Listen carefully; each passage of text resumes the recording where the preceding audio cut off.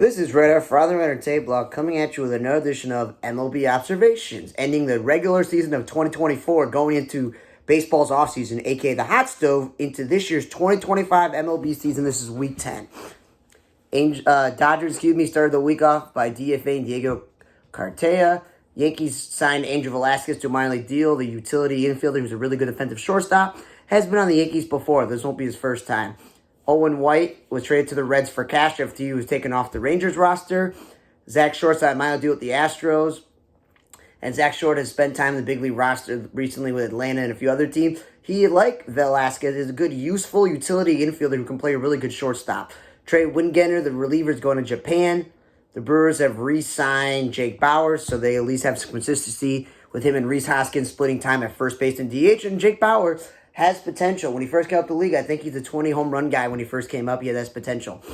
Kevin Biggio, the former Blue Jays infielder, who then they threw all over the infield and the outfield. Then he bounced around LA and all these other teams last year. They signed a minor deal with Kansas City. Kansas City, I don't get signing him. Kansas City has too many infielders. And they just got Jonathan India in a trade for Brady Singer. So that's another everyday guy you need to play in the infield. So I personally don't get the move. But Biggio may carve out a role as a super utility man for the Royals, who are a playoff caliber team because they did make the playoffs last year.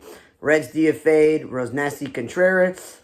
Gray Kessinger was DFA'd by the Astros, Now he's in the Diamondbacks, and they traded him for Matt Linsky. Gray Kessinger, a super utility guy, but Houston had an everyday second baseman in Altuve and Pena, shortstop, and Bregman at third base. So Kessinger's appeared a lot of games at first base or as a pinch runner. He will be useful to Arizona because, again, he's a utility infielder at this point. And he's the grandson of the great Cubs shortstop, Don Kessinger. Zach Short seems to be his replacement with that minor league signing. Luis Patino has re-signed my deal with San Diego. Eddie Alvarez, who won a gold or silver medal or bronze medal in speed skating, also played in, for Team USA for baseball. He signed a minor deal with Atlanta. And again, utility guy there. White Sox, with all the moves they've been making, they've outright Corey Julks off the roster completely. I still think he's a useful platoon corner outfielder DH. Because there were a lot of games that I personally watched with him. And even if he didn't get hit, he took pitches. He made them pretty good at bats. It wasn't like swing, swing, swing, he's out. Or swings at the first pitch and he lines straight out to the third baseman. Or something like that, but he's gone. Giants have acquired Sam Huff and DFA'd Austin Warren. So from a third-string catcher to an extra pitcher, it doesn't really matter shuffling there. The Mariners got Hagen Danner off waiver. The White Sox also DFA'd Jacob Amaya. I don't like that move because Jacob Amaya, natural-born shortstop, who has potential, it was one of the guys who could have been an everyday second baseman, shortstop, or third baseman for the White Sox. But they're like, nah, we don't need him, and they still got Miguel Vargas on the team. I'm a little bit iffy if Miguel Vargas, Brian Ramos, and Lyndon Sosa are the three options at third base. That doesn't really excite me, which is why I like them signing Josh Rojas last week. And this week they signed Bobby Delback, who, natural-born third baseman, blocked by you-know-who, Rafael Devers of the Red Sox. So they played Delback, weirdly enough, some games at shortstop and second base. Played a lot of first base and DH, and even played the outfield. They even talked to this guy and asked him that. I said, hey, I saw you play some outfield. You like that? He's like, yeah, it's a different experience. Same thing with playing shortstop, but he has like the former top prospect potential, so that makes sense there. So hopefully he makes the team. Joey Krieble signed a minor deal with the Rays. Pavin Smith avoided arbitration with the D-backs. Caleb Ferguson signed a minor deal with Pittsburgh. Zach Gallen and Josh Naylor avoided arbitration with the D-backs. Tyler Nevin, son of Phil Nevin, who is a natural-born third baseman, but every team that he's been on, Detroit, Oakland, Baltimore, for example, had played this man in left field or right field, had played him at even like second base, and then it moved him around from first base and third base and DH. Never get an opportunity to play every single day for his offensive potential. It kind of reminds me of his father, who played catcher. He played shortstop. He played third base. He played the outfield. When he's really a first baseman DH, maybe he could have been a good enough everyday third baseman. So taking your talents to Japan for a guy who's got a good bat potential, that he probably gets to play the same position every day in Japan and build up his value. Luis Ariz avoided arbitration. That Diego Cartaya guy we talked about, well, the Twins acquired him for Jose Vasquez. Griffin Jacks, the Twins announced, will be staying in the bullpen and not moving to the rotation. They like his value as a reliever. Dylan Cease, Therese Skubal, and Rangers Reyna all respectively avoided arbitration. Cubs acquire Matt Festa off waiver, and if DFA super utility man Miles Mastrobuoni. Well, now that they got that Vidal Brujan in that Matt Mervis trade, he essentially was going to be the replacement for Miles Mastrobuoni, a super speedy utility guy. Bailey Horn's gone to the Cardinals. C.D. Peldham's gone to the A's. Tyler J to the Mariners. Framber Valdez and Vlad Jr. both avoid arbitration. Caleb Kingland, the Cubs were granted a fourth-year option on him. Kirk McCarty's taking his talents to Taiwan. Good luck there. Phillies outright Jose Cuellar. Now, like the major moves, right after I record this video, it always seems to happen. We had the Kyle Tucker trade, and before the video recorded the Devin Williams trade, and Teoscar Hernandez and Corbin Burns the other week. Well, guess what? This highly touted player, Hyesung Kim, Seung Kim, not to be confused with Hyesung Kim, the Padres stars, but Hyesung Kim, Seung. This infielder signed a 3-year deal with the Dodgers. This effectively makes him the everyday second baseman. They've already announced Mookie Betts is going to be playing shortstop this year. They've signed, as I mentioned, Teoscar Hernandez, re-signed him to play the outfield, and they picked up Michael Conforto. They still have Tommy Edman and Chris Taylor, and youngsters Outman and Paez. So they're pretty much stacked everywhere. And Otani's locked in at DH, and Freddie Freeman and Max Muncy have, obviously, the corner infield. Don't know if they're re-signing Kiki Hernandez, but they still also have Miguel Vargas, a really good offensive infielder. So that just set the door for this trade that happened this week. Gavin Lux was traded to the Reds for an outfield prospect named Mike Sirota, not Mike Soroka, but Mike Sirota, and a competitive balance round A pick, which the Dodgers seem to know what they're doing when they make these selections or international signings. So, explain to me this, Cincinnati. You have Candelario, Marte, De La Cruz, McLean, and my guy Spencer Steer, all on your team. And you say, we're going to trade Jonathan India because we have a gluttony of infielders. Cool. I understand that. You get Brady Singer. He's not an ace, but he's a good pitcher to help out Hunter Green in that rotation because he's a young ace, Hunter Green, and getting Brady Singer, in my opinion, was a good move. I just didn't think you also need to trade an outfielder. I think it was a Joey Weimer at the time, was trading two guys for Brady Singer, especially when Jonathan India has won Rookie of the Year, and I think he has a better track record in this league. Now they're like, we're going to throw in another natural-born infielder in Gavin Lux. So Gavin Lux is natural-born shortstop. McLean's a natural-born shortstop. That's two. De La Cruz. I think Novali Martellus. Candelario's not a natural-born shortstop, but still. And they've even played Spencer Steer as shortstop. So I don't know. Gavin Lux, if he's the second baseman, where's McLean going to play if De La Cruz is the shortstop and you play Marte at third base? You still got Candelario at first base and you're going to DH maybe Spencer Steer? I don't know. That's where I don't get that trade. They don't need him, but the Dodgers understood why they traded him. They just needed to move him out. Because the moment that he got benched last year in spring training after making terrible plays and couldn't throw people out from shortstop, coming off the major surgery and injuries he's had over the year, and Mookie Betts becoming the shortstop, it was a writing on the wall that he got demoted to second base, and other guys are getting more bats at him this past season. Yes, he gets to go out on top. He won a World Series with the Dodgers, so now he's on the Reds. Charlie Morton is taking his talents to Baltimore on a $50 million deal. He's not going to replace Corbin Burns, but last year, that rotation, man, it got hit with injuries between Jonathan Means' setback, Grayson Rodriguez missing time, Kyle Bradish, Tyler Wells, you name it. They lost most of their rotation, which is why they traded for Zach Eflin and some other pitchers at the deadline, like the guy from the Marlins. So the Orioles purposely had to, at the deadline, trade for a good amount of starting pitching because it couldn't just be Corbin Burns and Dean Kremer. That they needed some more. So he'll fill the role that you're losing in Jonathan Means as a veteran guy to eat innings. It's just not going to replace the top of the rotation that Corbin Burns was. You're just hoping that Bradish, Rodriguez, and Kremer at the top is a much better rotation. But he's been to the playoffs, World Series with Atlanta, Houston. I think he was on Tampa Bay making the playoffs. So he's a useful piece. They definitely will need his help. The Mets are officially announcing that David Rice, number 5, is going to be retired this season, and he's going into the Hall of Fame. Makes sense. When you think of the Mets, you think of Mike Piazza, Tom Seaver, and Jerry Koosman as the first 3, and I definitely think of David Wright there too. I always pronounce his name wrong. Here, Adrian Adrianza, the super utility shortstop that has played everywhere on so many teams. I think he played for the Angels last year. Has been hired as assistant player development for the Twins, effective end of his career. Happy trails to you on your career. Michael Lorenzen is re-signing Kansas City for $7 million, and with them trading Brendan Singer, even though they got him at the deadline, that will just fill in this rotation as Cole Reagans and Seth Lugo at the top. Like, it's not a bad rotation if you're going to have Michael Lorenzen at the back. Chris Martin has signed a $5 million deal with Texas. The reliever says he still wanted to pitch, even though he's in his 40s, but he gets to go back to Texas where he had some success at their closer, and this could be his last year. Brent Rooker gets a 5-year, $60 million extension with the A's. So the A's signed veteran Giovanni Urshela and give Luis Severino all this money to be like, we got it. We got a clear veteran starting pitcher. We got a clear veteran infielder. We like some of our core.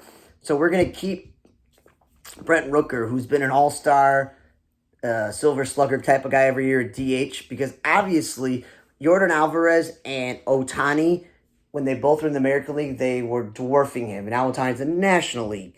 But I think he's one of the premier hitters in baseball. So it's just a sign that even though the A's are moving to Las Vegas soon and they got to be in Sacramento, they're going to spend money on guys who they want to keep instead of trading guys every single season. Justin Verlander taking his talent to San Francisco. He doesn't necessarily place Blake Snell's current talent and being in his prime, but him and Logan Webb and Robbie Ray, the three of them as a 1 through 3, if you're going to be in the playoffs, I trust those three guys. And Jordan Hicks is your fourth guy. That's not a bad rotation. It's a question, he'll be healthy at his age.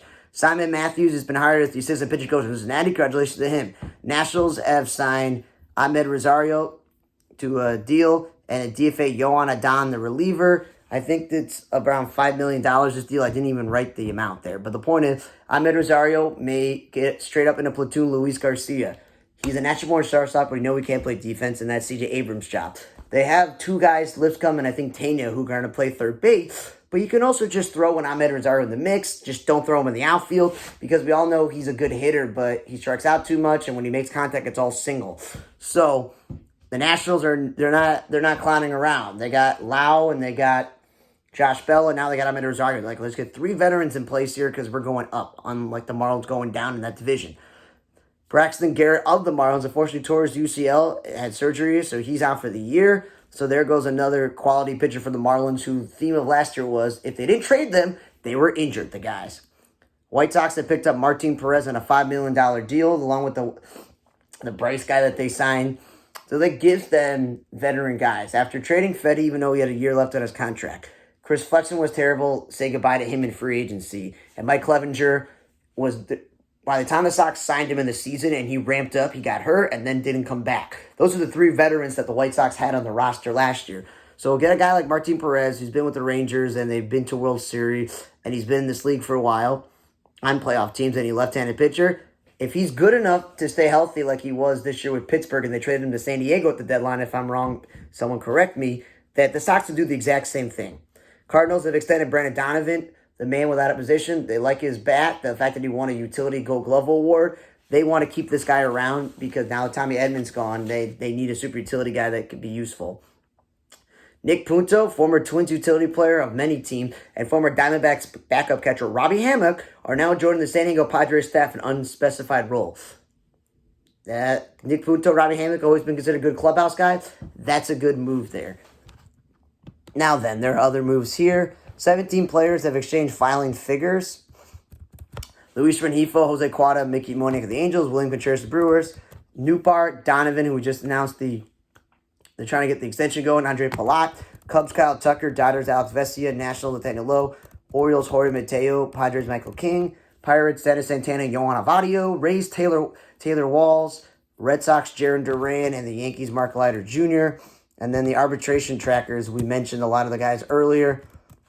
Angels did not reach agreement we talked about, but they got one with Ward, Brock Burke, Suarez, Adele Kingery, Reed Detmer. Astros with Valdez, I mentioned, Dubon, Luis Garcia, Brian Abreu, Chas McCormick, Isaac Paredes, Jake Myers, Jeremy Pena, Miguel Duar, Seth Brown, and we talked about the extension with Ben Rooker with the A's. Blue Jays, we talked about Guerrero Jr., but they got one with Swanson, Varsho, Alejandro Kirk, Nick Sandlin, Alec Manoah, Zach Pop, Ernie Clement. Braves got one with Jared Kalenic and Dylan Lee. Brewers got it with the new starter they got, Nes Cortez, Aaron Zavali, last year's trade deadline pickup. Joel Payamps, Eric Haas, William Contreras, we talked about. Nick Mears and Trevor McGill. Cardinals with their closer Hesley, reliever George Ramirez, John King. The Cubs with Julian Mayweather, Nate Pearson, Justin Steele, Eli Morgan, and Keegan Thompson. D-backs, we talked about Taylor and Naylor and Gallen, but we got A.J. Puck, Ryan Thompson, Kevin Ginkel, Joe Mantiply, Kyle Nelson, Geraldo Poto, and we talked about Pavin Smith. Dodgers with Dustin May, Michael Copra, Bruce Argatero, Tony Gonsolin, Evan Phillips, Alex Vesey, and Anthony Banda. Giants with Mike Yastrzemski, Lamonte Wade Jr., Tyler Roger, Camilo Doval. Guardians with Lane Thomas, McKenzie, Sam Hendricks, Steve Kwan, Ben Lively. Marlins with Anthony Bender, Jesus Sanchez, Nick Fortes, Braxton Garrett, who we just talked about after the year, Edward Cabrera. The Mariners with Trent Thornton, we talked about Randy, Logan Gilbert, Taylor Saucio, Kyle Raleigh, Gabe Spire, George Kirby, the Mets. Paul Blackenhorn, Luis Torres, Tyrone Taylor, David Peterson, Sean Reed Foley, Tyler McGill, Jose Siri.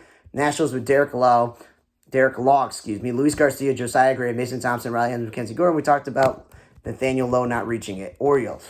Reliever Gregory Soto. Outfielder Cedric Mullins. We talked about Mateo did not reach agreement. Mountcastle, Keegan E. Akins. Trevor Rogers. That's the Marlins pitcher we talked about earlier that they traded for at the deadline. Ramon Orias. Tyler Wells, we talked about, who was hurt last year. Gene Kremer. Emmanuel Rivera. Kyle Bradley, who we also talked about being hurt. And Adley Rushman. Padre talked about Luis Arias and Cease. But Tyler Wade, Michael King did not reach the agreement, but Tyler Wade, Adrian Morrison, Jason Adam, and Luis Campasano. Phillies, Suarez, Lazardo, Jose Ruiz, and Soto, Garrett Stubbs, Bohm, Marson, Stott.